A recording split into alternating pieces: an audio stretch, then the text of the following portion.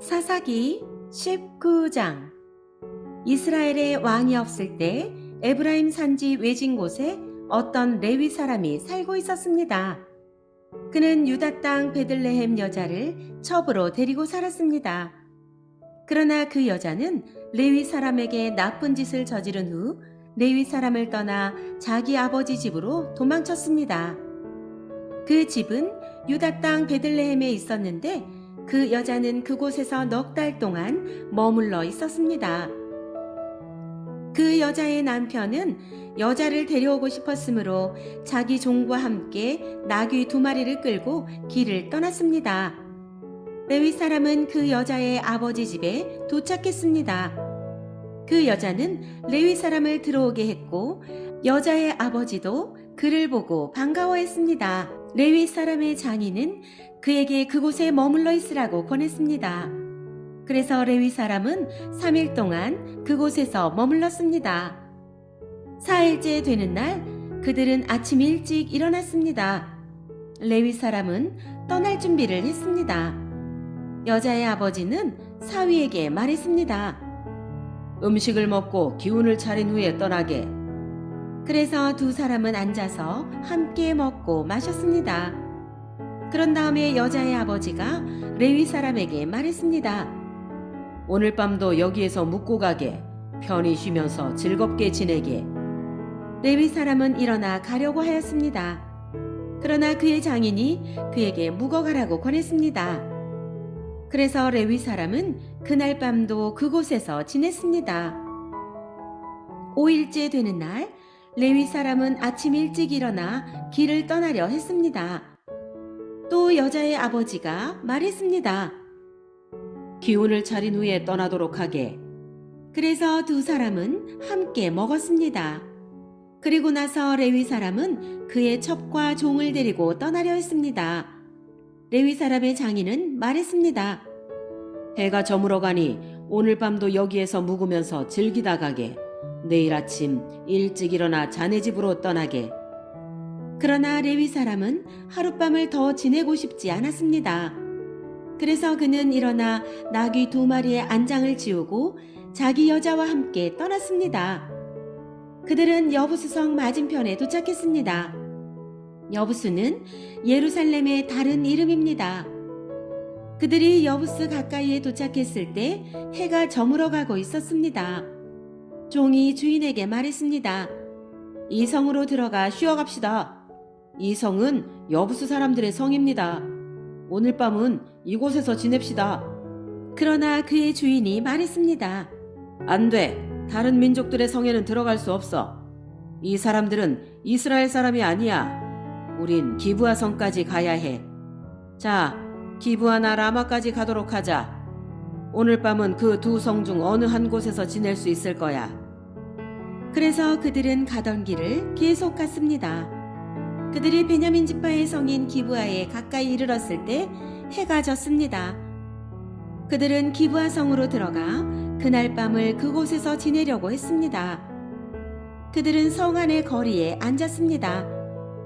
그러나 그들을 자기 집에 데려가서 재워주는 사람은 아무도 없었습니다.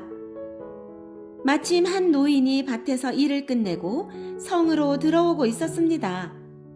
노인의 고향은 에브라임 산지에 있었으나 그때는 기브아에 살고 있었습니다. 기브아 주민은 베냐민 지파 사람들이었습니다. 노인은 나그네가 마을의 거리에 있는 것을 보았습니다. 그 노인이 물었습니다. 당신은 어디에서 왔소? 어디로 가고 있소?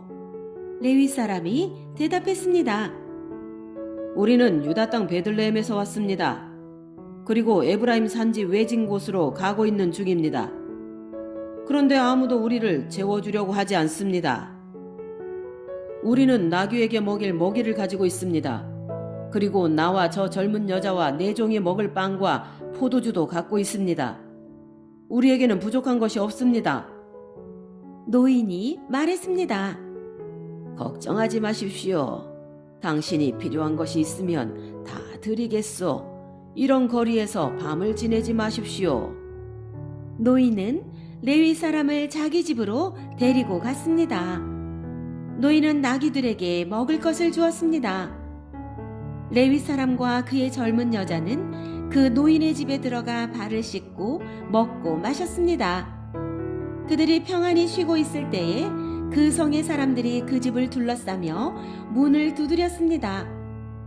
그들은 집주인인 노인에게 말했습니다. 당신 집에 온 사람을 끌고 나오시오. 우리가 그 사람을 강간해야겠소. 집주인이 밖으로 나가 그들에게 말했습니다. 여보시오. 그런 나쁜 일은 하지 마시오. 이 사람은 내 집에 온 손님이요. 그런 끔찍한 일은 하지 마시오. 자, 여기 내 딸이 있어. 내 딸은 아직 순결한 처녀요. 또 이 사람의 첩도 있어. 이 여자들을 밖으로 내보낼 테니 당신들 좋을 대로 하시오. 제발 이 사람에게만은 그런 끔찍한 일을 하지 마시오.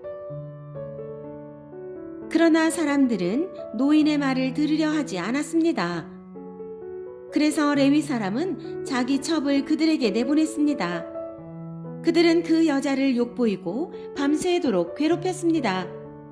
그러다가 새벽이 되어서야 놓아주었습니다. 여자는 자기 남편이 머무르고 있는 노인의 집으로 돌아와 문간에 쓰러졌습니다. 그리고 해가 뜰 때까지 거기에 누워 있었습니다. 아침이 되자 레위 사람은 자리에서 일어나 자기 길을 가려고 밖으로 나섰습니다. 그곳에는 자기의 첩이 문턱에 손을 걸친 채 문간에 쓰러져 있었습니다. 레위 사람이 여자에게 말했습니다. 일어나라, 가자. 하지만 여자는 아무 대답도 하지 않았습니다. 레위 사람은 첩의 시체를 나귀에 싣고 자기 집으로 갔습니다.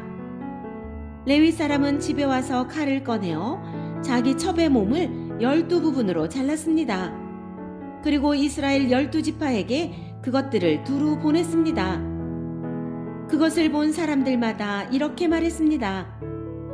이스라엘 백성이 이집트에서 나온 후로 이런 일은 한 번도 일어난 적이 없었다. 생각해보고 앞으로 어떻게 할 것인가를 말해보자.